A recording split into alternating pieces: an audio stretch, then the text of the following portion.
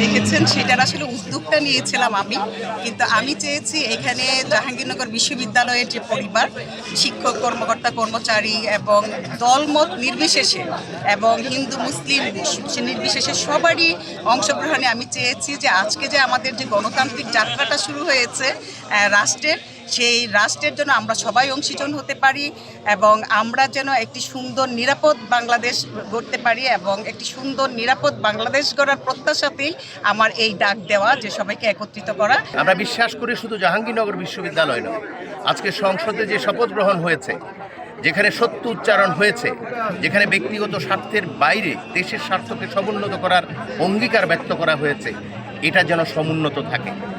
আমরা জানি আমাদের জেনজি যেই রক্ত দিয়ে পরিবর্তনের এই সুযোগটি এনে দিয়েছে, আমাদের অভিভাবকরা সেই সুযোগটি কাজে লাগাবে।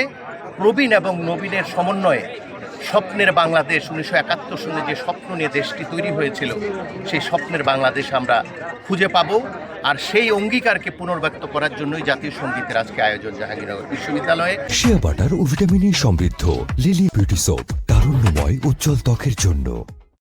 এই গণতান্ত্রিক শুভ সূচনার লগ্নে জাহাঙ্গীরনগর বিশ্ববিদ্যালয়ের পরিবার সমবেত কণ্ঠে জাতীয় সঙ্গীত গাওয়ার আয়োজন হয়েছিল। এখানে দেখেছেন বিভিন্ন ডিপার্টমেন্টের শিক্ষক, বিশ্ববিদ্যালয় প্রশাসন, সাধারণ শিক্ষার্থী সহ বিভিন্ন ছাত্র সংগঠনের নেতৃবৃন্দ এখানে উপস্থিত ছিল এবং আমরা সবাই একই সাথে সমবেত কণ্ঠে জাতীয় সঙ্গীত গেয়েছি।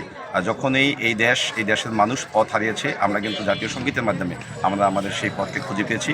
আমরা 2024-এ যখন গণঅভ্যুত্থান চলছিল, তখনই কিন্তু এই জাতীয় সঙ্গীত আমাদেরকে নতুনভাবে আমাদের উদ্যমী করে তুলেছিল। তো আজকেও এই গণতান্ত্রিক শুভ সূচনার লগ্নে আমাদের আবারও জাতীয় সঙ্গীত পরিবেশন করে আমরা আগামীর একটি সুন্দর বাংলাদেশ বিনির্মাণ করতে চাই।